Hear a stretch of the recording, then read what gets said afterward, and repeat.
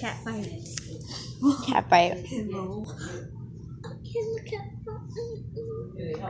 It's a cat fight, you guys. Go. Sister versus sister. Who's gonna win? Oh my god! It's a horrifying fight. I'm going to help my grandchildren with their homework right now because I'm investing in their knowledge so that they can help them. Get up. You know what I mean? You know what? Yes, it.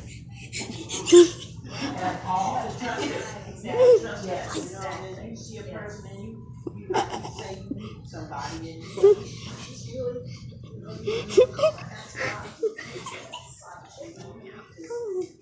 Oh. So you ask him to open up your wisdom and see deeper than what they're telling you.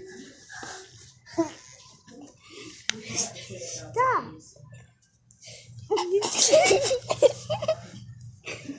So, yeah, when you ask for the spirit of discernment, it's like somebody could, like I could sit here right now and give you all that advice.